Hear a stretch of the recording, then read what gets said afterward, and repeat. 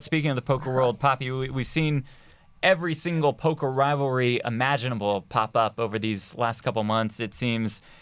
Are these rivalries good for the game, in your opinion? Why or why not?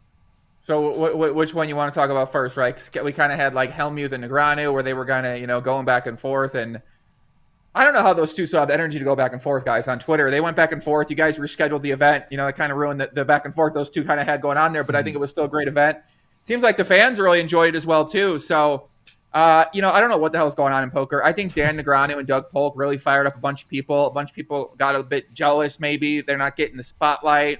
They're not getting the attention. They got to come back out of the woodworks, throw some challenges out there. So I think people, they're fired up. They're hungry. They've been playing a lot of online poker. We got live poker opening back up. We got World Series coming back. We got shows coming back. So I feel like people are just a little bit on the edge, and they're ready to see some violence, man. They're ready to see some people battling out at poker, and I think that's kind of what we're seeing. We're seeing the jockeying for position, who's going to play who's going to be where, who's going to be battling. Is Brent Kenny going to put up $25 billion and play someone? Like, what the fuck is this guy doing, right? I don't know. I'm so glad you went there, man. Like, Brent just kind of came out of nowhere and just started taking shots left and right, calling out Hellmuth, and then he and Jungle Man, they're going back and forth. Phil Galfond, Bryn criticized the website of Run It Once, and then Phil Galfond's like, what the fuck? I mean, everyone just seems to be trying to play heads up, trying to say, I'm the king.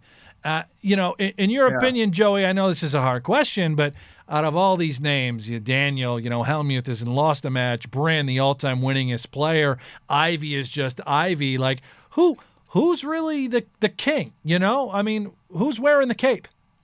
Yeah, I mean, I think it's going to depend on who you ask and what their perception of the poker world is.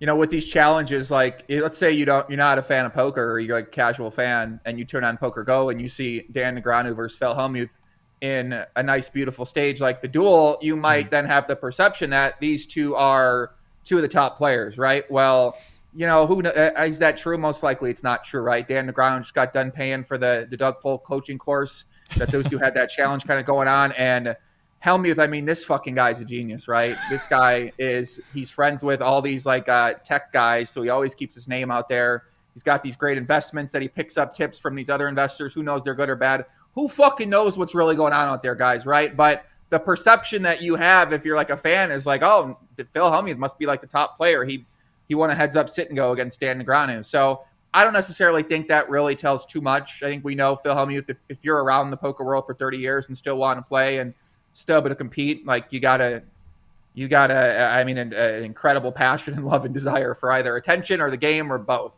So I think that maybe we need to see some different system in place to be able to determine who are the good players or who the best players. But, I don't know what exactly that looks like or how that would go. I think right now we just have some spectacles that are fun for fans to really watch. And maybe we can figure out a system in place where two players can battle, and then we can maybe see who is the best player. And normally that takes more hands being played, like we saw with Doug Polk versus Dan Negreanu. But that takes 3 months. So we got to find some sort of in between that's like, okay, how can we see two players compete against each other and figure out who might the better player be? And does it really matter if we figure out who the better player is? Because, who cares? I mean, I don't know. So it kind of depends on the way you look at it. Hey guys, Jeff Platt alongside Brent Hanks. This is No Gamble, No Future. Brent, what should the good people at home do today? Well, Jeff, you gotta like, you gotta subscribe, you gotta follow, and most importantly, Jeff, you gotta risk it to get the biscuit.